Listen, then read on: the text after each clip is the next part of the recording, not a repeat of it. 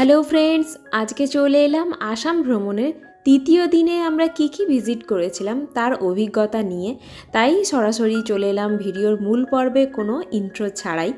তো এখন আমরা যাচ্ছি আসাম রাজ্য থেকে অন্য আরেকটা রাজ্যে, যাকে আমরা বলছি মেঘের দেশ। তো বুঝতেই পারছেন কোথাকার কথা বলছি। আর ওই রাজ্যে যেতে গেলে মূলত আমাদের আসাম দিয়েই যেতে হয়, কারণ তার বেশিরভাগ অংশই ঘিরে আছে আসাম আর বিপরীত অংশে আছে বাংলাদেশ। তো বাংলাদেশ দিয়ে গেলে তো অসুবিধার একটা ব্যাপার থাকেই, তো সেক্ষেত্রে আমাদের ওই মেঘের দেশে পাড়ি দিতে গেলে অবশ্যই আসাম রাজ্যের ওপর দিয়েই যেতে হবে। তো তাই আমরা সকালবেলা প্রায় 6টা নাগাদ রেডি হয়ে একটা 15 সিটের গাড়ি বুক করে আমরা সবাই চলে যাচ্ছি মেঘের দেশ তথা মেঘালয় রাজ্যে। মূলত আমরা ওখানে মেঘালয় রাজ্যের যে রাজধানী শহর শিলং এবং চেরাপুঞ্জি, মানে যেটাকে বৃষ্টিপাতের জায়গাও বলা হয়, মানে পৃথিবীর মধ্যে সর্বাধিক বৃষ্টিপাত ওই জায়গাতেই হয়, তো সেখানেই আমরা যাব। সকাল থেকে তো খুবই আনন্দিত মনটা, যে কেমন এক্সাইটমেন্ট হতে চলেছে ওখানে নতুন একটা জায়গায় যাচ্ছি। তো যাই হোক, বেশি কথা না বাড়িয়ে আমার সাথে প্রকৃতির এই অপরূপ রূপ বৈচিত্র্য উপভোগ করুন।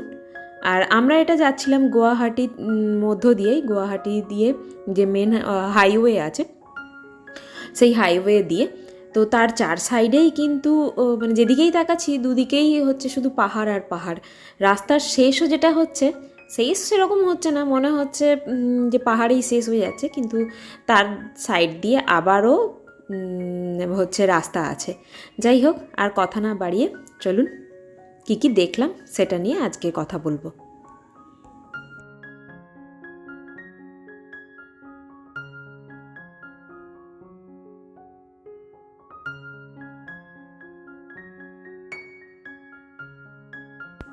প্রায় 2.5 ঘন্টা পাহাড়ি পথ অতিক্রম করার পর প্রথমেই আমরা পৌঁছে গেলাম উমিয়াম লেক, যেটা মেঘালয় রাজ্যের শিলং শহরের শুরুতেই প্রায় পড়ে। এই লেকের এক বিশেষত্ব আছে, চারদিকই এটা পাহাড়ে ঘেরা। আর এই লেকটা একটা বিশেষ দর্শনীয় স্থানও বটে।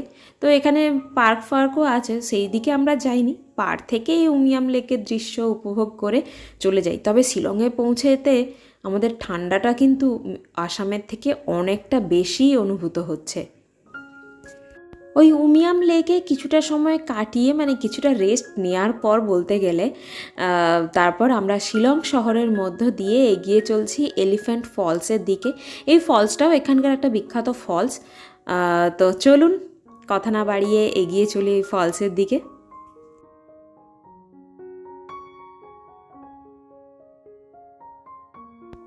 আবার কিছুটা পথ অতিক্রম করার পর আমরা চলে এসেছি এলিফ্যান্ট ফলস এরিয়াতে, যেখানে গাড়ি পার্কিংয়ের এরিয়া থেকে কিছুটা হেঁটে প্রায় নিচের দিকে নেমে ওই ফলসটা দর্শন করতে হয়।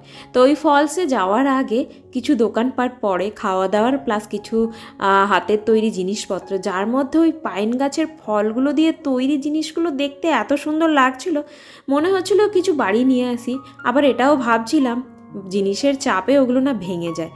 তাই যাই হোক, দেখেই আপাতত চোখের সুখ মিটিয়ে চলে আসি। তারপর ওখান থেকে চলে যাই ওই ফলসের নিচের অংশে, যেখানে মূল ফলসটা আমরা দেখতে পাবো। আর সবাই ওখানে বলা বলি করছিল যে যত নিচের দিকে নামবো তত ঠান্ডাটা আরও বেশি অনুভব হবে। সত্যিই তাই, প্রচুর ঠান্ডা লাগছিল। মানে যেই ঠান্ডাটা আমরা আমাদের ওয়েস্ট বেঙ্গলে শীতকালে সবথেকে তীব্র ঠান্ডা অনুভব করেছিলাম, সেই তীব্র ঠান্ডাটা আমরা ওই এলিফ্যান্ট ফলসের নিচের অংশে পেয়েছিলাম। আর ফলসটা খুব দারুণ, ওপর থেকে নিচের দিকে যাচ্ছে, দিয়ে নিচে জল মানে কিছুটা জমা আছে, দিয়ে নদীর বেগে বয়ে যাচ্ছে। সেই জায়গাটা দেখতে খুবই ভালো লাগছিল। ওখানে আমরা প্রত্যেকে অনেকটা সময় কাটাই, অনেক ফটো ভিডিও যে যা পেয়েছে মোটামুটি মনের সুখে সব তুলে নিয়েছে। এলিফ্যান্ট ফলস থেকে গাড়িতে উঠে আবার আমরা এগিয়ে চলছি পরবর্তী আমাদের দর্শনীয় স্থানের দিকে। তবে এবার এটা শিলং শহর পেরিয়ে চেরাপুঞ্জি শহরের দিকে, যেখানে শুনলাম একটা গুহা আছে, মানে প্রাকৃতিকভাবেই তৈরি ওই গুহা, সেই গুহা দর্শনের জন্য। তারপর ওখান থেকে মৌসিনরাম। তো এই যেতে যেতে আর একটা কথা বলার, সেটা হচ্ছে আমাদের এই আসামের তৃতীয় দিনের মেঘের দেশের ভ্রমণটা যতটা রোমাঞ্চকর ছিল ততটাই বিরক্তকর ছিল। কারণ যাওয়ার সময়টা থেমে থেমে হলেও আসার সময়টা আমরা একটানা 4.5 ঘন্টা ওই গাড়িতে করে এসেছি, আর পুরোটাই পাহাড়ি পথ, যার জন্য আমাদের মতো যারা সমতল ভূমিতে থাকে তাদের তো এটা অভ্যেস নেই। তো প্রত্যেকেই, বিশেষ করে সব মেয়েরাই প্রায়, অবশ্য আমি বাদে, আমি আর আমার সঙ্গে একজন ছিলেন উনি বাদে, প্রত্যেকেই বমি করতে করতে গেছে, বমি করতে করতে এসছে। মানে বুঝতেই পাচ্ছেন কতটা বিরক্তি লাগে। বুঝতে পারছি সিচুয়েশানটা খারাপ, কিন্তু নিজেরও তো একটা খারাপ ফিল অনুভূত হচ্ছে যখন ওই বমির আওয়াজগুলো, মানে বমি করছে ওই আওয়াজগুলো পাচ্ছিলাম। তো যাই হোক, সব মিলিয়ে মিশিয়ে জিনিসটা একটাখানি একটা মানে কতটা ভালো বলবো কতটা খারাপ বলবো সেই জায়গায় আর নেই। যাই হোক, কথা বলতে বলতে আমরা এগিয়ে চলছি ওই মৌসুমী কেভের দিকে, যেটা চেরাপুঞ্জি রাজ্যে অবস্থিত। চলুন ওখানে গিয়ে আমরা কি কি দেখলাম সেটাই দেখাই।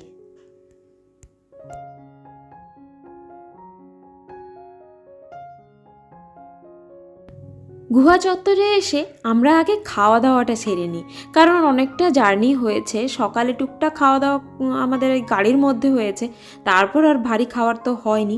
আর এখন বাজে প্রায় 1:30-2 মতো, তো ওই জন্য আগেই আমরা প্রথমে খাওয়া দাওয়ার পর্বে চলে গেলাম। আর খাওয়ারে আমরা প্রত্যেকে ভাতই নিয়েছিলাম, আর এখানের খাওয়াটা বলবো আসামের থেকে অনেকটা বেটার ছিল। তবে এখানে সবাই সতর্ক করে দিচ্ছিল এখানকার জল একেবারেই খেতে না, তবে ভুলবশত এক চুমুক দিয়ে ফেলেছিলাম, আর যেই জলে মনে হচ্ছিল দাঁতগুলো আমার খুলে পড়ে যাবে, মানে জলটা এতটাই ঠান্ডা ছিল। অ্যাকচুয়ালি এখানকার জলটা একটু ভারী ধরনের হয়, হয়তো কিছু মিনারেলসের ডিফারেন্স আছে, যার জন্য ওটা আমাদের সমতলবাসীদের পক্ষে ওই জলটা ডাইজেস্ট করা, মানে জলটা নেওয়াটা একটুখানি চাপ হয়। তো ওই জন্য ওখানে প্রত্যেকেই বলে দিচ্ছিল মিনারেল ওয়াটার খেতে, ওই জল না গ্রহণ করতে। হয়তো এই কারণটাই হবে, কারণ কারণটা সেভাবে কেউ বলেনি। তো তারপর আমরা খাওয়া দাওয়া সেরে এগিয়ে চলছি গুহা ভ্রমণে। প্রথমবার এই অভিজ্ঞতা, গুহা চত্বর কেমন লাগে সেটাই দেখাবো। তো আমরা প্রত্যেকে গুহার ভিতরে এগিয়ে যাচ্ছি। ভেতরটা অনেকটা অন্ধকার, টুকটাক আলো দেওয়া আছে, আর সত্যি মনে হচ্ছিল আমরা বইতে যেমন গুহা চিত্রের কথা পড়তাম, মানে গুহাতে মানুষ থাকতো পড়তাম, হামাগুড়ি দিয়ে ঢুকতো, হামাগুড়ি দিয়ে বেরোতো, সেরকম একটা সিচুয়েশান হয়েছে আর কি আমাদের। গুহা ভ্রমণের পর আমরা এগিয়ে চলছি আমাদের পরবর্তী এবং শেষ দর্শনীয় স্থানের দিকে। যেতে যেতে হঠাৎ লক্ষ্য করলাম আকাশটা কিন্তু আস্তে আস্তে মেঘে ঢেকে যাচ্ছে, আর ঠান্ডাটাও ধীরে ধীরে আরও ক্রমশ বাড়ছে। তখনই বুঝতে পারলাম আমরা মেঘের মূল যে আস্তানা সেই অংশে পৌঁছে গেছি। আর এটাই ছিল আমাদের নোয়াখালী ফলস, যেখানে অনেক ফলসই থাকে, তবে আমরা যে সময়ে গেছিলাম ওই সময়ে মানে শীতের শুষ্ক ওয়েদারে কোথাও এত জলের প্রাচুর্য ছিল না, যার জন্য ওই ফলসের জলটাও খুব, মানে ওই ঝর্ণার জলটা খুব ধীর গতিতে সুতোর মতো পড়ছিল, আর নিচে যে অংশের জলটা জমা হচ্ছিল সেটাও খুব অল্প সীমিত জায়গা, যেটা বর্ষাকাল বা অন্য কোনো সময় এলে এখান থেকে নদী প্রবাহিত হচ্ছে সেটা আমরা দেখতে পেতাম।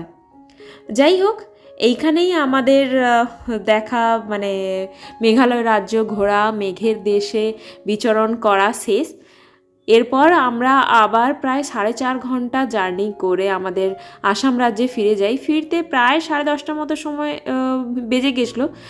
আর তারপর আমরা খাওয়া দাওয়া করে সেদিনের মতো যাত্রা শেষ করি। ঘোরাঘুরি অনেক হয়ে গেছে, সবাই খুব টায়ার্ড, তবে এরম একটা জায়গায় এসে সত্যিই খুব আনন্দিত আমরা প্রত্যেকে, আর অনেক কিছু অভিজ্ঞতা হলো।